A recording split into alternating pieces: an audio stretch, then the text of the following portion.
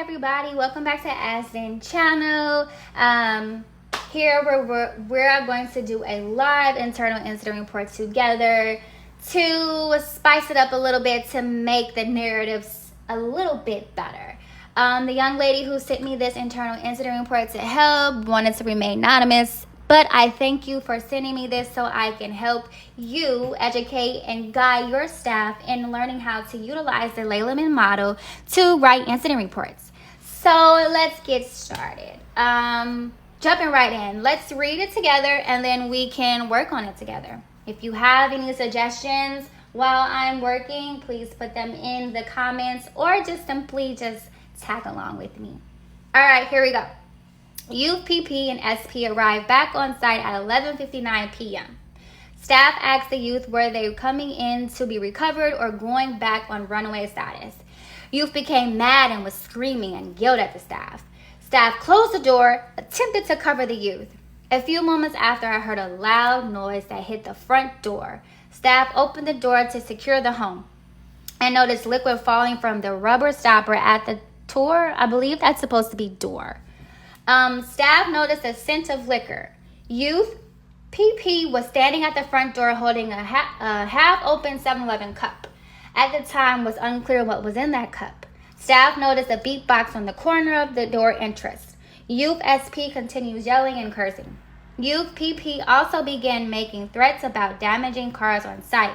Staff attempted to switch roles to create a safe environment and calm youth when speaking to the youth about the behavior. Escalate to threats. Dave PD was contacted immediately. Okay, now, starting from the top, Youth PP and SP arrived back on site at 11:59 p.m. That's fine. That's totally fine. We can actually copy that and paste that here and use that as our starting paragraph. Staff asked the youth, were they coming in to be recovered back on runaway status? Instead of saying that, we can kind of spice it up just a little bit better so we can kind of give a better understanding. So let's say both of the youth at the time were on runaway status. Okay? Here, after this, we don't say kind of, what the intervention that, staff did upon them returning back from runaway status. Typically, when you have children or youth that are frequent runners, the best thing to do is check on their well-being, right? To make sure that they feel welcome, make sure that they feel heard, and make sure that they, sometimes just want love. So here we're going to interject and put something of what the staff did, okay? So let's say staff engaged to use by offering the youth choices upon their return. Okay, quick and easy. Next sentence. Youth became mad and was screaming and yelled at the staff. So here is where we can utilize the Lehman's model. So if you remember from the previous video, the Lehman's model talks about how you can identify the change in behavior, the stress that happens, and the intervention that you can use. So reverting back to the Lehman's model, in this sentence, it says, youth became mad and was screaming and yelled at staff. In the Lehman's model, those words identify one simple word, which is disruptive. Following the word disruptive, we can continue on with a more interesting sentence. So let's start with youth became disruptive as evidenced by yelling and screaming at staff. Okay, so So following that sentence, there's nothing saying what we did to help the youth calm down, what we did to help the youth, not go to a higher red scale. So let's put what we did so we can let the reader know that staff tried to intervene to bring the youth back down to baseline. So we can say this writer intervened by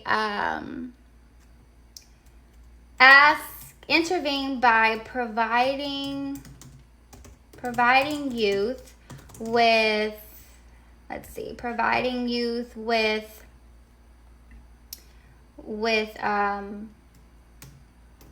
coping skills to help regulate her emotions. Okay? Simple. Then the next sentence says, staff closed the door, attempted to cover the youth. We never want to close the door. We always want to remain vigilant at all times, okay? So we can say the other staff proceeded to recover the youth by contacting Davie PD. Okay? Let's just take that out automatically because that will make you seem so incriminating and we don't want that. Please don't do that. Okay, so now let's continue. A few moments after, I heard a loud noise that hit the front door. Staff opened the door to secure the home and noticed liquid falling from the rubber stopper at the door. This is very incriminating as well because you should have never closed the door because someone always had to remain vigilant. So, and how did you secure the home? What did you do to secure the home? So let's make that a little bit more better to see what, the staff did to intervene. So let's say something like this. While in the process of contacting Davie PD, the staff heard a loud noise, right? Heard a loud noise and proceeded to identify the cause of the noise. Okay? Now we can say when staff opened the door, the staff noticed that the liquid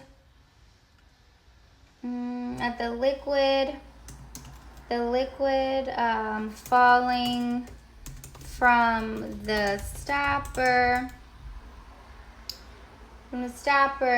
of the door smelled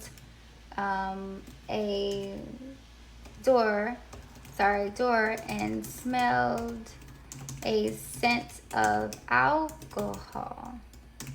Okay, instead of liquor. Staff observed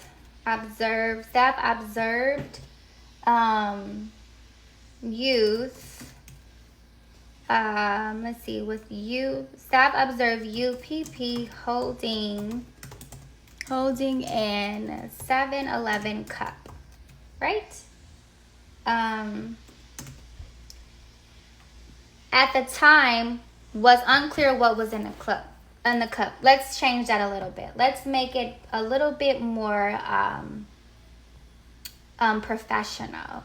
The staff was unaware of the substance that was in the cup. Okay? So now we can continue to say staff observed a beat box alcohol container at the entrance of the door. Okay? Entrance of the door. Can you guys see that? Okay, so entrance of the door. So to continue on with our story, Youth SP continues yelling and cursing. Youth SP began making threats about damaging cars on site. So continuing using our Lehman behavior scale model, we can simply say something like Youth SR, I'm sorry, Youth PP. I probably got their names mixed up. Sorry. Youth PP continued to be disruptive,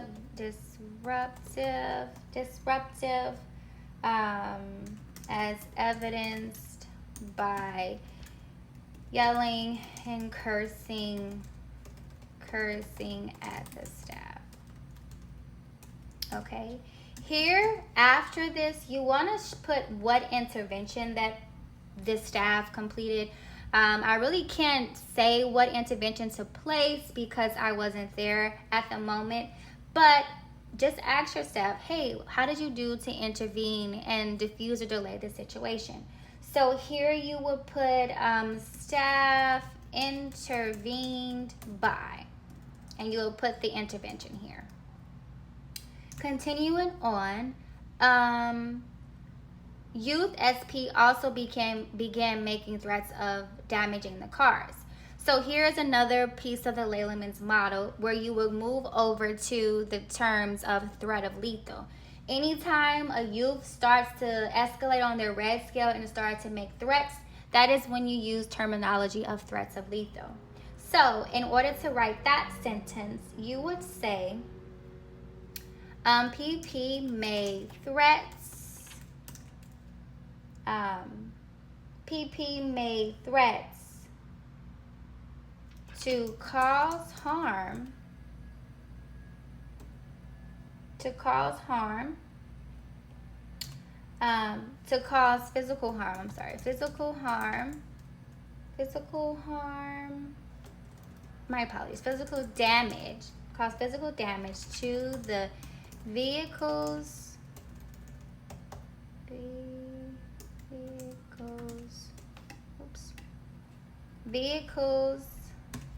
cause harm to the vehicles on site.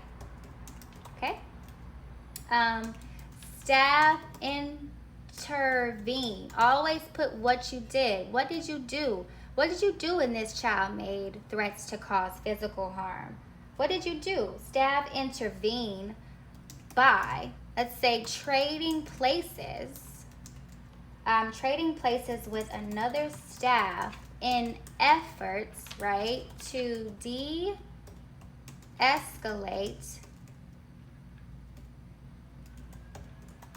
the situation. De-escalate the situation. How did you do that? Okay. Why did you do that? Well, technically we did that because maybe the other staff possibly have a better rapport with this youth. So you're using something called the SWAT method. All right. So now when you scroll back up here, Youth SP began making threats about damaging cars on site. Staff attempted to switch roles to create an environment and calm the youth. When speaking to the youth, the behavior escalated to threats. Davie PD was contacted immediately. Okay, so now let's continue with our story to make it a little bit better using the Lehman's model and the terminology. Youth, we can say youth PP escalated to a threat of lethal, right? Because threat of lethal is any threats of homicide, threats of suicide, threats of using weapons, threats of damaging property. It falls under that category in the Lehman's model. Use threats of lethal as evidenced by, right, verbalizing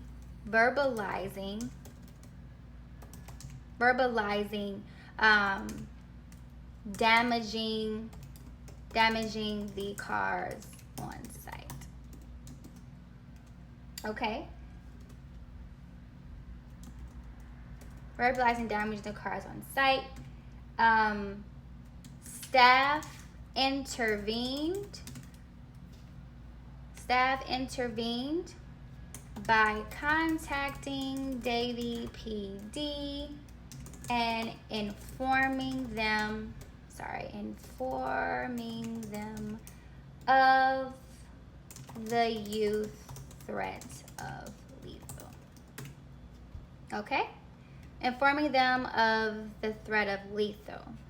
So this is kind of the part where you will reread it and just see what other things that you might want to add.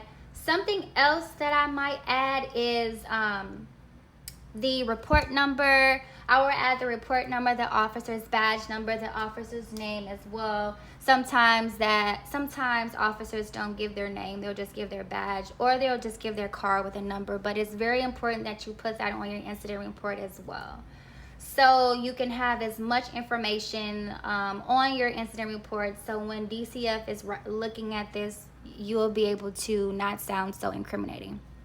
So just to reread what we wrote, to go through it, to make any corrections we can.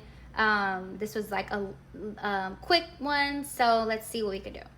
Youth PP and SP arrived back on site at 11:59 p.m. Both of the youth at the time were on runaway status. Staff engaged youth by offering the youth choices upon their return.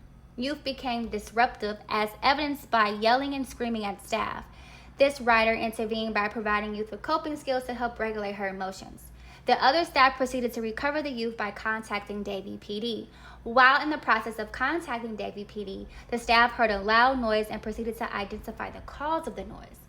When staff opened the door, the staff noticed that the liquid falling from the stopper of the door and smelled a scent of alcohol. Staff observed youth PP holding the 7-Eleven cup.